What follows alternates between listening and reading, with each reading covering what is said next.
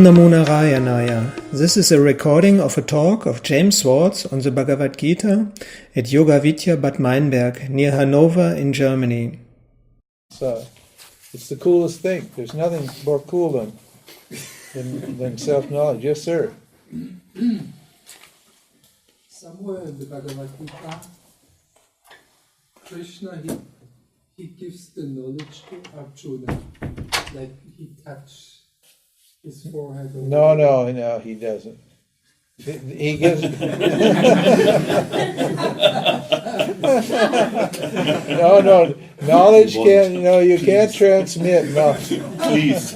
That's Shakti. You can commit energy. You can transmit energy from one body to another, but you can't transmit knowledge by touch. Does he not show Arjuna like his Ishvara? Oh, you're going to see that. If we can ever get to Just one question. Yeah. Because my mind is running very strict of this part. Yeah. The guru disciple trip, let's say. Yeah. So do you think it's helpful to hope for this happening? No. No. It's definitely not helpful. It's not helpful. No, if you had come from the beginning, you wouldn't. No, it's definitely it's wrong. You should So if my mind is telling me the Shakti Kata or the opening, it's good to stop it immediately. Absolutely. Do your sadhana, do your work, and if you need an experience, Ishwar will give you the experience you need. Thank you. Experiences are good, experiences are bad. It doesn't matter. Don't worry about them. You're not creating the experience. Ishwar is creating experience. That's the point here. The self can't create, the jiva can't create. The jiva can only interpret what Ishwar has created, but it can't create anything. Thank you. Ishwar is doing the creation. If Ishwar wants you to experience transcendental reality, he will. If Ishwar wants to give you knowledge by making a guru touch your third eye, he will give you knowledge by making a guru touch your third eye. But don't count on it. Don't long for it, because it may be, you may wait forever. I cannot be experienced yet. Now look at this. We're still on this. We don't really need to finish the Gita. The whole thing is right here. I cannot be experienced, yet I pervade the whole universe. Isn't that funny? Everything that you're experiencing is the self, but I can't be experienced. Why? Because you think that I'm an object. You think that what you're looking for is an object. See what Maya does? It makes you think that what the self is something you're going to experience when you're already the self experiencing the self. Everything has its being in me, but I am free of everything. No beings exist in me. It means I'm free. I'm non-dual. There's nothing in me. I'm just pure me. Pure awareness, that's all I am. Inside me, there's no beings. What? Ishwara Maya, it's called, we said it's Sat Asat Vilakshanam. It's something that's other than awareness that makes awareness look like what? An object. It's something other than the creation, and it's something other than this.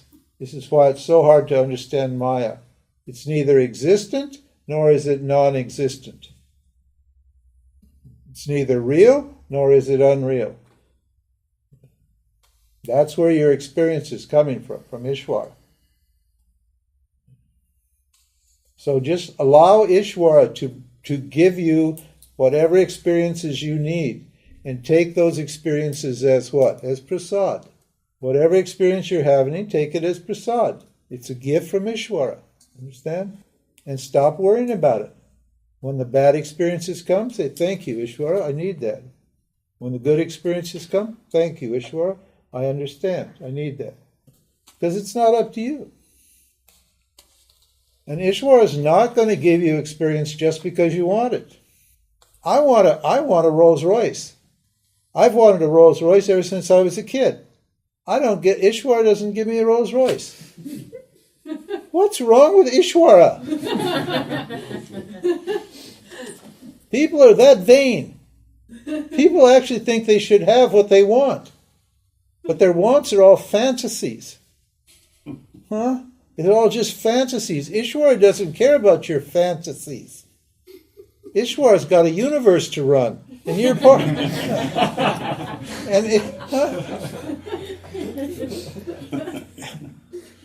and you're part of it. You've got a job to do for Ishvara. So he doesn't care what your fantasies are. Huh? He gives you what you need to do what you need to do. And that's the end of it. So pack it in on these silly ideas. I want this, I want that, I need this, I need that. Give me. Oh, Ishvara, please, give me this, give me that. Spiritual experience. No, forget it. He gave me all these amazing, mind-blowing spiritual experiences, and what good did it do? All I learned was, I'll tell you what I learned, that spiritual experiences aren't it. 4 years of the most amazing spiritual experiences. You can read my book if you want some good spiritual pornography. You can read it. Because it's really, really, huh? And at the end of the day, all I learned was, I don't want one more spiritual experience. Please, Ishvara, do not give me one more spiritual experience. I am so sick and tired of spiritual experiences. Blowing out of my body and traveling to the lokas and levitating, doing all sorts of weird stuff. What good did it do? I still was an idiot. After all those spiritual experiences, I was still the same dumb jerk that I was before. I still didn't know who I was. What good was it? So, give it up.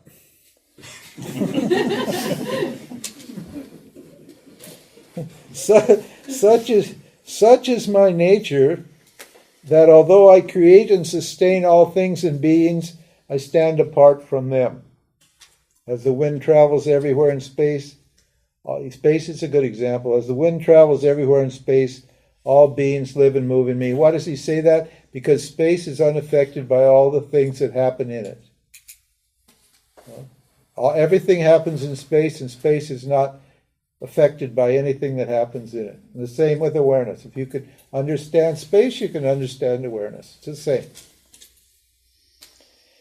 And then he teaches the unmanifest again. At the end of the creation cycle, all beings return to my unmanifest, and I will them to emerge from it again at the beginning of the creation cycle.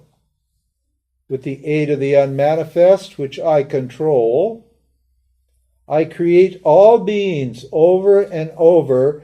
Get here, what did I say? Irrespective of their wishes.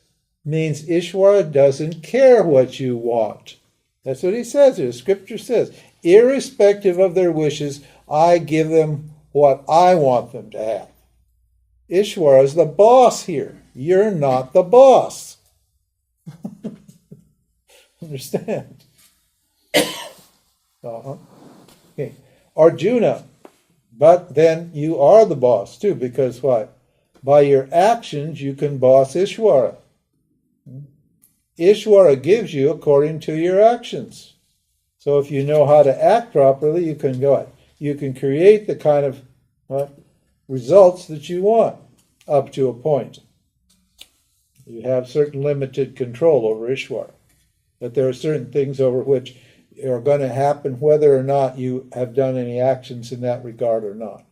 So. O Arjuna, no karmas bind me. I am unconnected and indifferent to them. Because I shine on the unmanifest, sentient beings and insentient objects are created and are subject to constant change. When I'm in a body, people do not realize that I am the limitless Lord of everything. Aggressive, godless, self-centered people their faces turned from the sun, hope in vain that the fruits of their actions will fulfill them. Lacking discrimination, they pursue innumerable kinds of knowledge. But noble souls with spiritual tendencies fix their mind on me and wholeheartedly seek me because they know that I'm the imperishable source of everything. Because they appreciate me as I am, they wholeheartedly worship me, surrendering and consistently making an effort to unite with me. Unite means to understand. Not only do they worship and seek me as the one, but they worship my manifold forms, knowing that these forms are non-separate from me. I am the sacred ritual and the sacred fire. I am these are the forms now, he's telling. I am the sacrificial ritual and the sacred fire.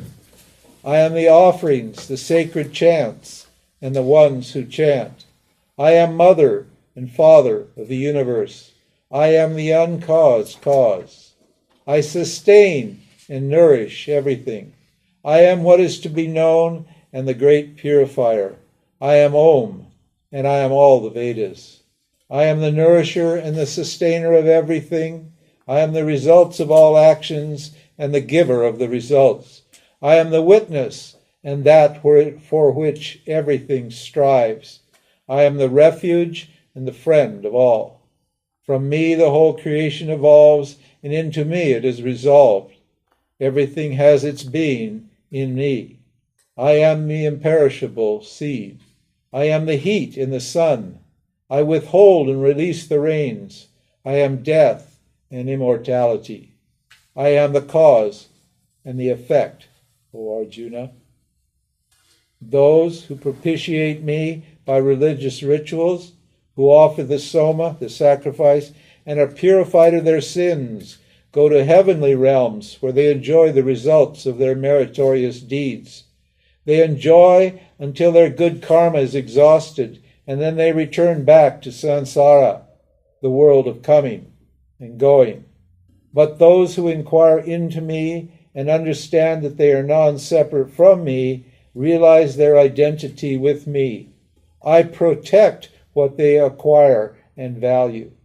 I look after them. That means if you keep your mind on Bhagavan, Bhagavan will take care of all your stuff.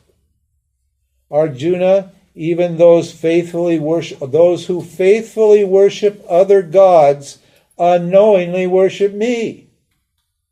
I receive the offering of all rituals because I am the only Lord. Because they do not know who they really worship, they do not come to me. If they worship the gods, they reach the world of the gods. If they worship the ancestors, they reach the world of the ancestors.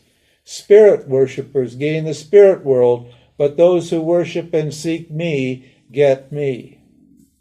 I happily receive a pure-hearted offering, no matter how humble, a leaf, a flower, a fruit, even a drop of water.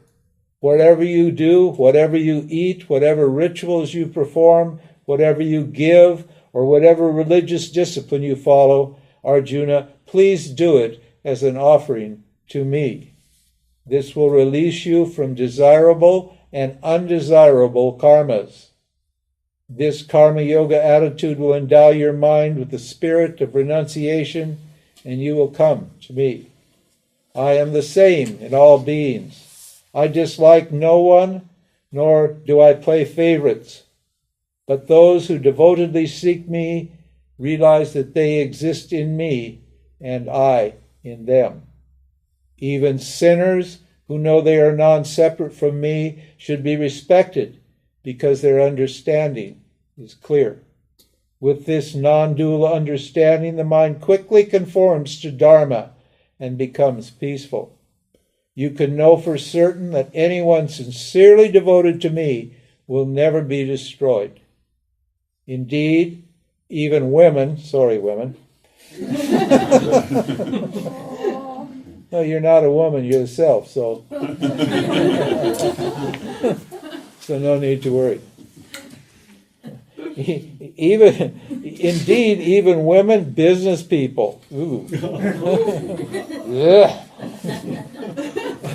The lower castes, or those born into families of improper conduct who take refuge in me, ultimately realize who I am. Not to mention it is how easy it is for those with fortunate births. If you find yourself in this impermanent, unhappy world, may you seek me. May you devote yourself to realizing who I am, offer your actions to me, and surrender the fruits of your actions to me. If you understand that I'm the only desirable goal, and prepare yourself in this way, you will reach me. Krishna said, is that in chapter 9, right? Chapter 10. Krishna said, since you are pleased with my words, I will reveal my limitless glory. Because I am the uncaused cause, neither the gods nor the sages understand how I manifest my glory. The undiluted mortal who knows me is unborn, beyond cause and effect, and as the limitless Lord of the world, is released from merit and demerit. In Vedanta, we're not interested in good karma. We're not interested in bad karma. We're interested in freedom from karma, good karma and bad karma.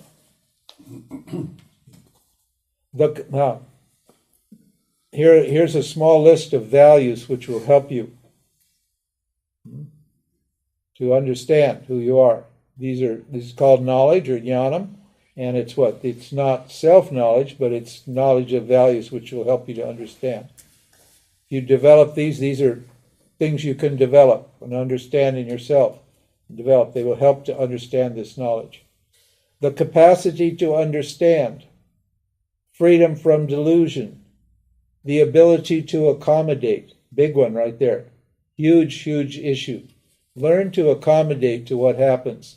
Don't try to make what happens accommodate to you. Composure, truthfulness, restraint in behavior, the ability to think clearly, pleasure, creation, destruction, fear and fearlessness, harmlessness, equanimity, satisfaction, religious discipline, charity, fame, and infamy come from me alone. All these things come from me. These need to be understood. I don't know if we want to go into all the details of all of them. He's just saying, wherever you see anything, what you see is what? You see me. These are special things. These are things that stand out. Later on, you're going to see in the next chapter, you're going to get to see some things that you don't want to see. But, you're going to have to include that. But Krishna starts with what? Enumerating some of the glories, some of his glories, some of the things that are absolutely essential and obvious, and places where you can look and see the self shining clearly. He says that, and he just goes on now. And we're not going to read this whole list because it's totally topical. It's completely topical. That means what? It totally only applies to Vedic culture and Vedikas and Indians who know this culture. And a lot of it is old stuff that even modern Indians don't know, because this was written 2,500 years ago. But the idea in this chapter is wherever you see something special, something extraordinary, something amazing, that's a manifestation of the Bhagavan, of the self. And whatever qualities you have in yourself that are exceptional, and everybody has some exceptional qualities, those qualities, he's saying, belong to what? To Ishvara, not to Jiva. This is to keep you from getting vain and proud and puffed up and think that you're special because you're strong or beautiful or intelligent or whatever, powerful or whatever. All those qualities that you want to claim for your own, you cannot claim. All those qualities that make you unhappy and miserable, you can't claim them either. They all belong to Ishvara. Understand? So you can't feel good about yourself and you can't feel bad about yourself based upon your qualities. All of those glories and infamies, all those good qualities and all those bad qualities, all belong to Ishvara. They don't belong to you. That's the point here. It's a simple chapter. It's an important chapter, but it's the simple chapter. The knowledge is what? All of it belongs to me, meaning Ishvara. It doesn't belong to Paramatma. Ishvara one. Ishvara one is free of all qualities. It's free of all attributes and qualities. Nothing belongs to it. Because there's nothing other than it. So it can't own anything around. And nothing belongs to Jiva either, except Jiva's thoughts about what Ishvara has given it. Only thing that belongs to Jiva is what you think about what Ishvara has given you. That's your creation, your interpretation. What you want, your likes and your dislikes, are your thoughts about what Ishvara has given to you. That's what you have to work on. Understand? The rest of it is all belongs to Ishvara. And stop worrying about it. Understand? Give it all to Ishvara. Give it all to Ishvara means understand, it's simply, understand that all of this belongs to Ishvara. All of your good and bad qualities belong to Ishvara. They don't belong to you. You didn't create your good qualities and you didn't create your bad. Oh, when I pop out of the womb, you go, oh no, I'm pure. Now let me see, what qualities do I want? Let's see, I'm trying to think. Before I start my life, I need to know what qualities I want. I think I'll really be mean and nasty. That's a good idea. Yeah, I'll be mean and nasty. Right? Did you do that? Huh? No. Meanness and nastiness is in you. Oh, I think I'll be selfish and vain and arrogant. I think that's what I'll do. That's a good idea. Huh? Do you think like that when you come into this earth? You don't think like that. You don't think anything. You're just... Huh? And then what? All those qualities start to come out of you. I think, what am I going to do? Oh, I think I'll be loving and sweet and saintly. That's a nice thing to do. That would be a good incarnation. Yeah, I'll be kind and generous and loving and truthful. Yeah, compassionate. Yeah, I'll be that too. You think like, no, you don't. Those things happen. You don't create them. They don't belong to you. Why then do you want to own them? Why are you trying to say this is mine? Why do you say I'm selfish? You're not selfish. Why do you say I'm angry? You're not angry. Ishvara is generating that from within you. They all belongs to the field. All of it belongs to Ishvara. It doesn't belong to you at all. It belongs to you when you own it. You can only own it if you create it. Then you can say you own it. But you didn't create it, so how can you say you own it? Somebody else created it. So by owning it, what are you doing? You're a thief. You're taking from Ishvara what belongs to Ishvara, and you're saying it belongs to me. That's a thief. You're stealing. Yeah, he used the word. You're a miser, you're a thief, he said. And when you keep it for yourself, you're a miser. You won't let it go. Because you think it's yours. That's all he's saying here. See, where's the evidence that you created it? There's no piece of paper that says you own this. When I recently got married about 3 years ago, and we were in a social situation, I said, this is my wife. That was the wrong thing to say. Boy, did I hear it when we got home. Huh? I am not your wife. She says, she's right. She's not my wife. Huh? She's not my wife. How does she get to be my wife? Huh? She's a self. I don't own her. Huh? It's not stamped on her forehead. This is James's wife. Huh? This is my body. Don't touch me. It's my body. Are you kidding? If you create it, then you own it. But you don't create it, so how can you own it? This is the thinking here. This is the teaching. So then he explains all these things. The 7 ancient seers and the 4 progenitors. I could explain all this, but it's useless, really. It doesn't really apply. That's the essence of the idea in this chapter. The 7 ancient seers and the 4 progenitors, whose minds are resolved in me, are born of my own mind. All the living beings issue from their minds. If you see these glories of mine here in this world, there is no doubt that your vision of me is steady. You are wise if you see me as the creator and the sustainer of everything. That means not you, Arjuna, me, meaning Krishna, meaning the self, in the form of Ishwar. So everything belongs not to you at all. Those whose minds are fixed on me, who live by what they see, means what they know, or they live the teaching, or it means they don't worry about the future. They know that everything that they need, they have right here now. Everything you need is always available, always present at every moment.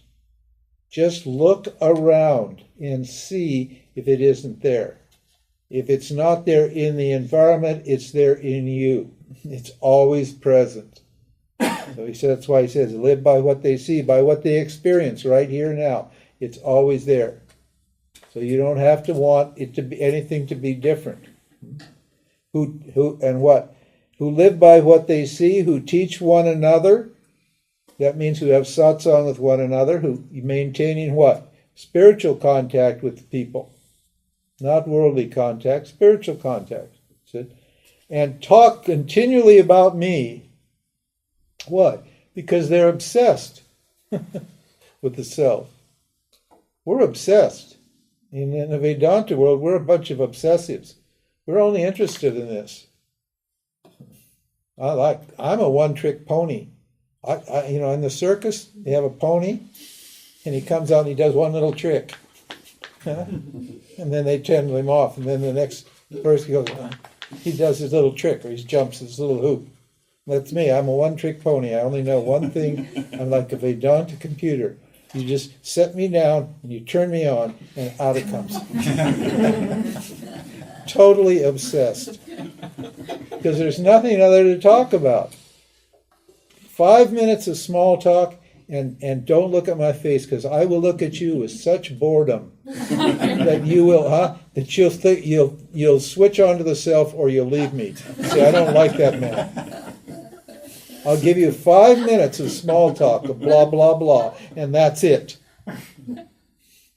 We're only interested in this topic.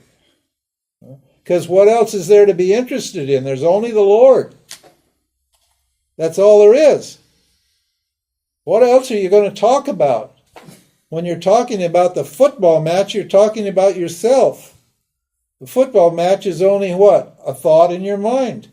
And the thought in your mind comes, he says, from the mind, what does it come? From me, from awareness. So when you're talking about the football, you're talking about the self. If you know you're talking about the self when you're talking about the football, then talk about the football. But if what? If you don't know it, then shut up and get to talking about the self. Because we don't want to hear it. We don't want to hear your story.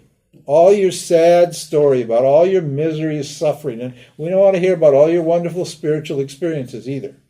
Yeah. Forget it. It's totally boring. Just be what you are and what? Communicate who you are.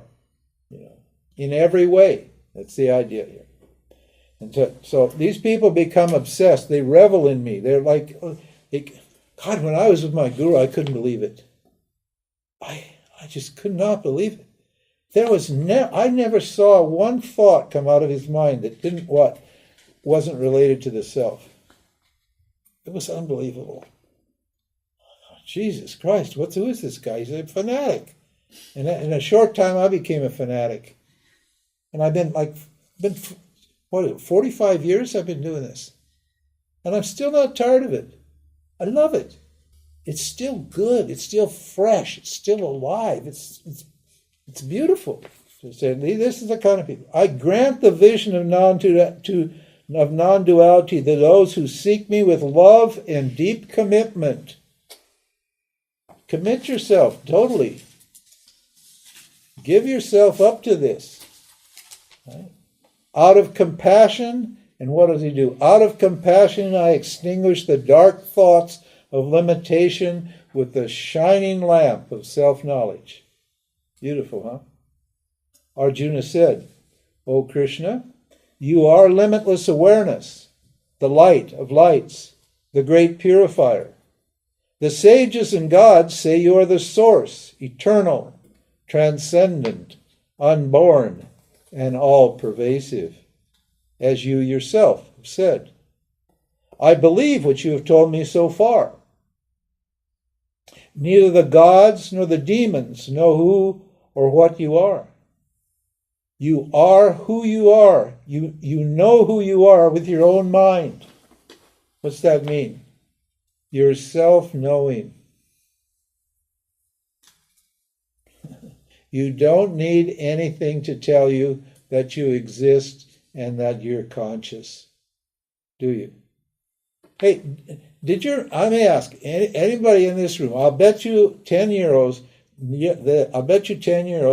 that your mother never told you this, okay? Or your father.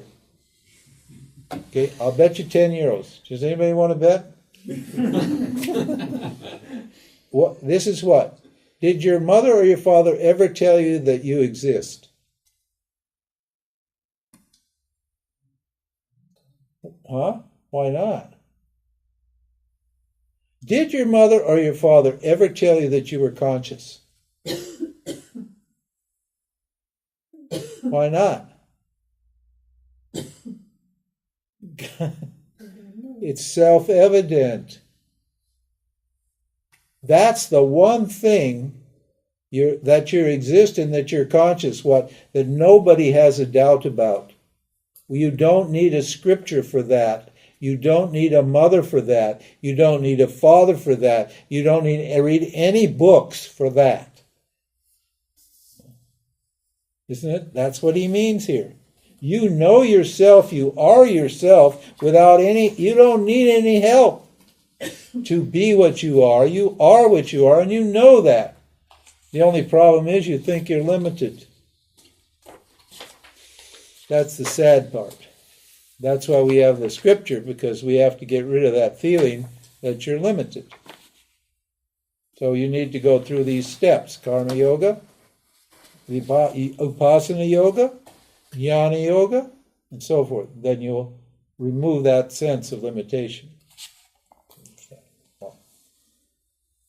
Indeed, you are the most exalted being, the creator and ruler of all beings, including the gods.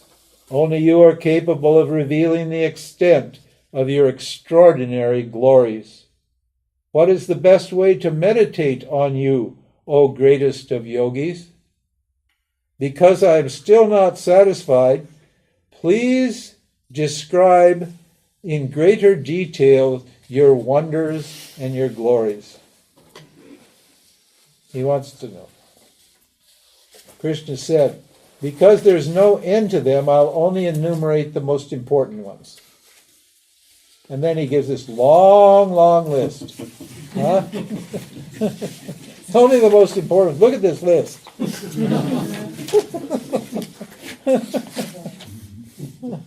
Goes on and on and on and on and on and on and on. These are all glories. This is all where you see the glorious aspects of the creation. And there, wherever you see something that's exceptional or beautiful, Mount Everest, what a mountain, huh? Or you see an amazing, beautiful oak tree, huge tree, just, there's something exceptional there, something amazing. Or an Einstein, a guy like Einstein, a brilliant mind like that. Einstein didn't make that mind, huh? Einstein, you can't give Einstein credit. Einstein was just little, horny Jewish man. He seemed to like sex a lot. Did you know that? Yeah. Yeah, he was this horny little Jewish man with an amazing mind. Huh? Where did he get the mind? Ishvara. So wherever you see something, a saintly person, a beautiful saintly person, huh? Like the Swami here, the Shivananda. You see that saintliness. You walk in and you say, oh, huh? It wasn't him. It was Ishvara shining there. So wherever you see something exceptional, some act of kindness, that's Ishvara. When you see an act of violence and ugliness, well, then you're going to see Ishvara too, but you don't want to hear that now. He's not quite ready for that level. You see? Now in the next chapter, he's going to get to see all the ugly bits. Why? Why does he save the ugly bits? Because you'll get scared, which is precisely what happens to Arjuna. He gets scared. He's all in awe and wonder at first, and then he starts to get frightened of it, and then he surrenders to it. Then he understands. But at the beginning, you just tell him the good stuff. Once you've got him hooked, then you tell him the bad stuff. This is pure psychology. This is how it works in business. You just show them the good side. You get them all excited. And then you say, oh, excuse me just a minute. There's just some little thing here you need to know. And then you show them the bad, the small print. Right? You've already seen the good stuff, so then you can swallow the bad stuff. It's easier. But if we start with the bad stuff, then what?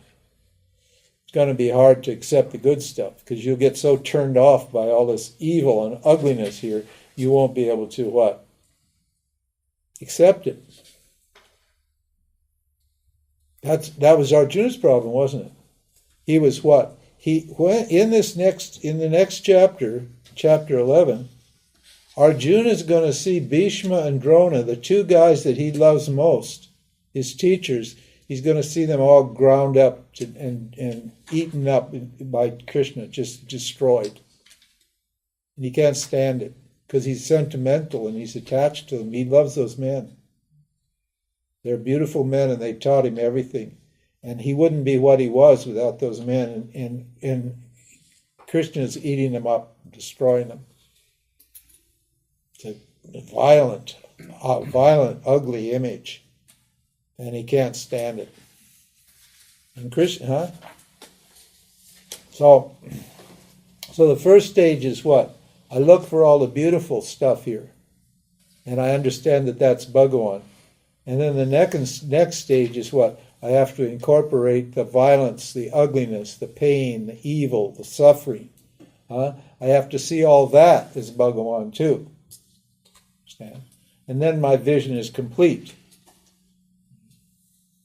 Understand? Then I have full knowledge, a complete knowledge of Ishvara. And I can accept all those ugly parts of myself. Understand? Because they belong to Ishvara, they don't belong to me. I can understand, I can accept those ugly parts. You're not going to get rid of those ugly parts. Those ugly parts belong to Ishvara. The way you get rid of them is by what? Not owning them. And if you don't own them, then they disappear. They're only there bothering you because you own them. When you don't own them, they go back into the unconscious and they don't bother you anymore. They stay hidden in a way, and they're fine. They don't come out. But when you focus on them, they persist. When you resist them, when you can't accept those ugly parts of yourself, what do? What resists persists. What you resist persists. They stay with you. So he's saying you're going to have to look at this ugly bits and see that it's me, meaning Ishvara. This is how you set yourself free. This is the knowledge we're talking here. So he gives this long list, and then he says at the end of this chapter, he said, "There is no end to my extraordinary glories, O Arjuna. I have listed only a few important ones. Whatever glorious thing there is, whatever is endorsed with value, endowed with value, distinguished or mighty, reveals only a fraction of my glory. Strictly speaking, Arjuna, what use is such a short list? Because I pervade the entire creation with one tiny ray of my awareness." Whew. What does that mean? That means that this Maya world is just one tiny little fly speck in consciousness. This whole creation, which we think is so vast and so huge, is nothing but a tiny little ray of consciousness, of dark consciousness, in which all this is happening. See this dark spot here in the chart? You imagine this white chart extending infinitely in all directions. Infinitely. This goes zillions of miles in every direction, and there's this tiny little, that thing. In that tiny ray, all these worlds exist, and all this good and all this evil and all these bodies and minds, and the whole thing, what? It's just a dream. So what's the use of even talking about it? That's what he's saying here. What's the point? It's nothing. Forget it. You look at it from this point of view. It's nothing. So pack it in. Perfect. Well, we got the vision of the cosmic form. And so we're right on schedule, guys.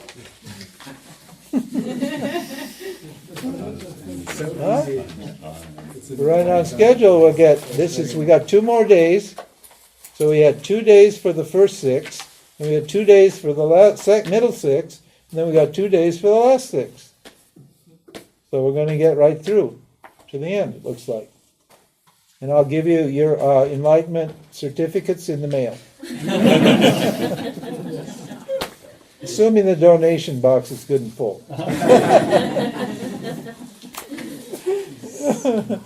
Okay, good. See you at 7.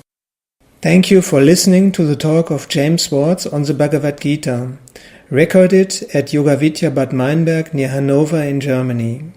More information on shiningworld.com and yoga-vidya.org.